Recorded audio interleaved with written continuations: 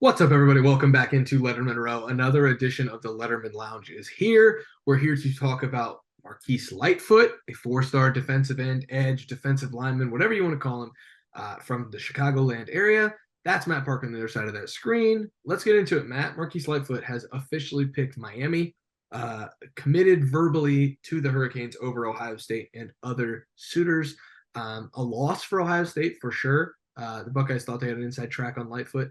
But after Sunday night's news with Justin Scott, which kind of wraps a little bit into what we're about to talk about, I don't think this is the biggest loss for Ohio State. Still, it is a loss. Let's get into it, Matt. Yeah, I mean, just from the perspective of trying to build the outsides of this defensive line class, it is a pretty big loss, I would say.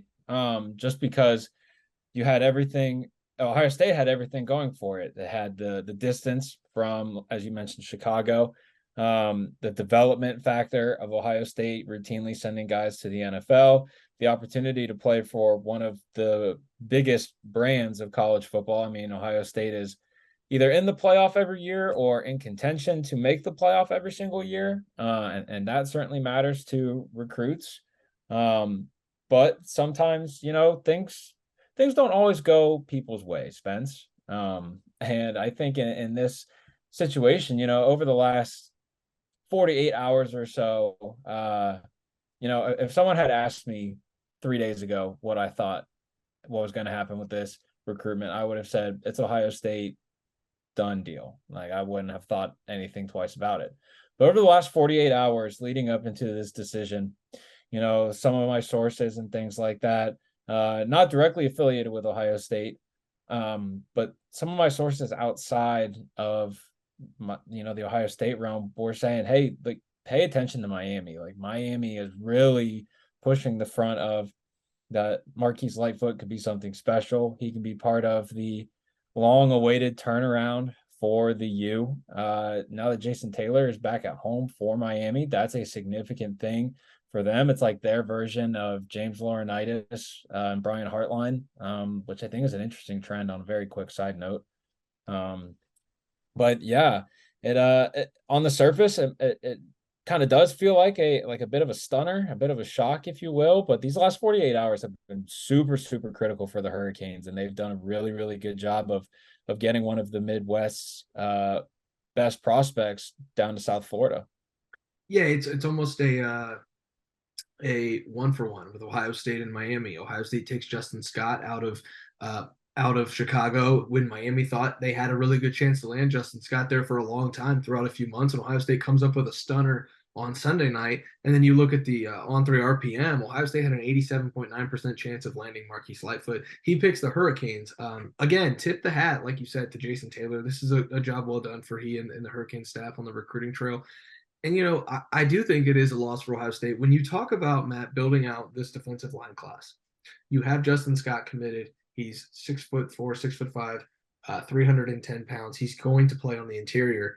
Marquise Lightfoot is a completely different build, a completely different position. He's only at 6'5", 220. You want those different body types. We've seen Ohio State go out and get different body types from Josh. You get Joshua Mickens and Peyton McDonald in the same class in 2023. You're not recruiting the same body type for the edge and the interior. And so, yeah, it is a loss for Ohio State because you miss out on an edge piece.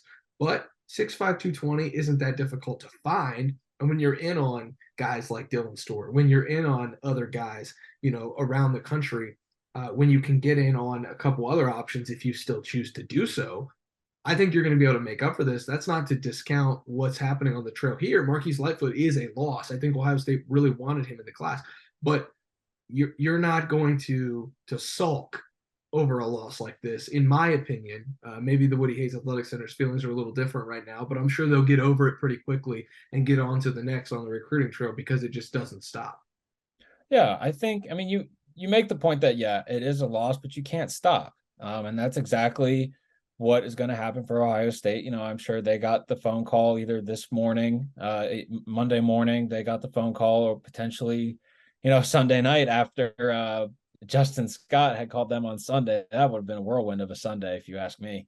But I think it now gives Ohio State the most full court press it could ever want, imagine, and maybe it was kind of doing so already, with 5-star Washington D.C. edge prospect Dylan Stewart. That is the unicorn for Ohio State. That is a guy who, I mean, they want bad, and they are not shying away from making that known.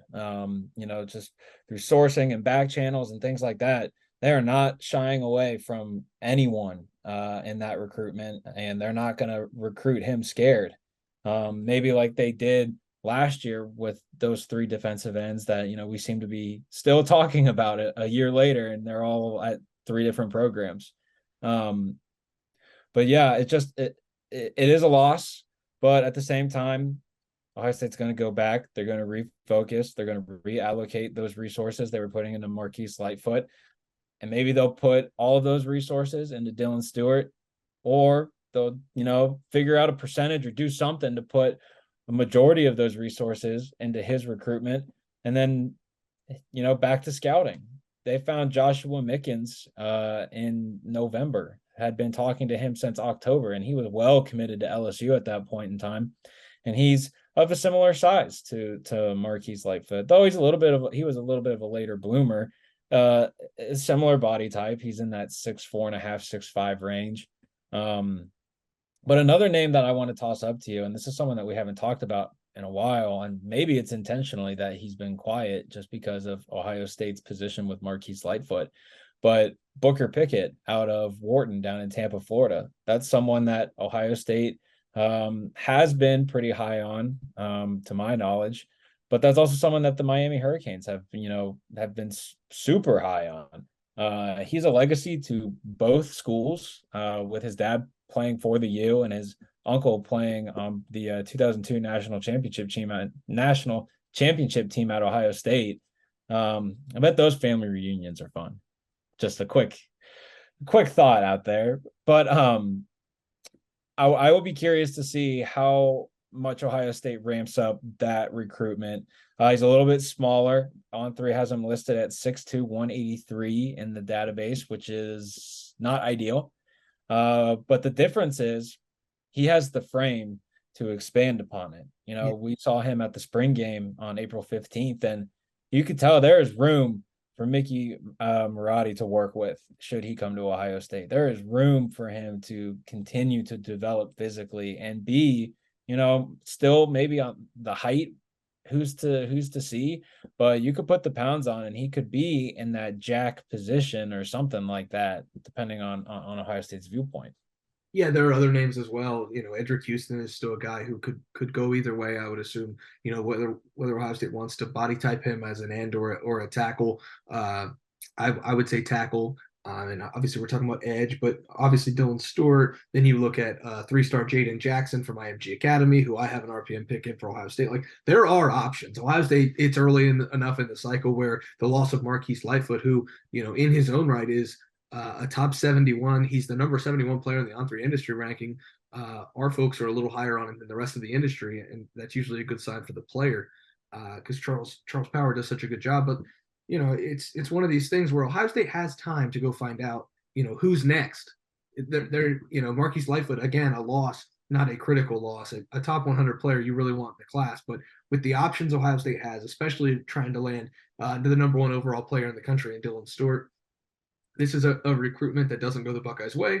But again, a name like Booker Pickett, a couple other names we haven't even been discussing at all. We've at least discussed his name a time or two. Larry Johnson's always got one up his sleeve, though, that he's going to reach into and try to pull out in October, November, December. And you're going to say, hey, where'd that come from? Well, this year it happened in July with Justin Scott, but it can happen again because we've seen it time and time again with Larry Johnson. This is not a time for Ohio State to rest on its laurels, feel bad for itself. This is a time to maybe go back to that recruiting board, put Marquise Lightfoot down, as, okay, we lost, and now we go back and find the next.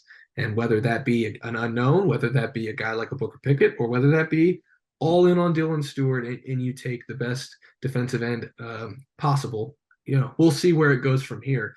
But I still think the Buckeyes are in a good spot to compete for the number 1 class despite the loss of Marquise Lightfoot. And additionally, I mean, we're talking about this and it's July 3rd. We're still over 6 months away from the early signing period. And anything can happen. I mean, we saw last year Ohio State added Joshua Mickens on signing day because he never formally committed or did anything. He decommitted from LSU and then signed to Ohio State. We saw Kayan Lee last year flip on signing day from Ohio State to Auburn. Um, who I mean, anything can happen, right? There's so much time for different decisions to be made, and that can go against Ohio State as well. I'm not going to be ignorant and not acknowledge that fact. But given the parameters of what Ohio State has to offer, where Ohio State is at in the college football landscape, and everything else, I mean, I wouldn't be shocked if Ohio State doesn't stop recruiting Marquise Lightfoot as well. I Yeah. mean, that relationship is built up. Kenwood Academy, where he plays at in Chicago, the coaching staff loves Larry Johnson. And of course, that coaching staff is going to have the best interests of their player in mind, I would hope. But I, I wouldn't be shocked if Ohio State doesn't stop recruiting Lightfoot coming out of this dead period here. Yeah, you've also, that's just the way that recruiting works, right? You've also just got to keep that line of communication open, and Ohio State's done a good job of that. Uh, with other prospects, whether they do that with Marquise Lightfoot remains to be seen. For now, he is in the Miami class of 2024. He is out of the Ohio State class of 2024 because he was never in it. Matt and I are in the middle of recruiting coverage right now at lettermenrow.com. Love that transition. If I pat myself there, that was a good one. Matt, the recruiting expert at On3's Ohio State site, lettermenrow.com. Spencer, just the host of this show, just helping Matt get put along on the recruiting trail. For now, we're going to go back to talking about recruits because that's all we know to do, Matt. That's what they pay us to do. Matt Parker on the other side of that screen. I am just Spencer Holbrook. Thanks for watching. Thanks for listening. Subscribe to the YouTube channel. Subscribe to lettermenrow.com. We do it 365 days a year, just like we're doing today. We'll do it tomorrow on the 4th of July, and we'll do it every day after that. Thanks for watching. Thanks for listening. We'll see you back next time.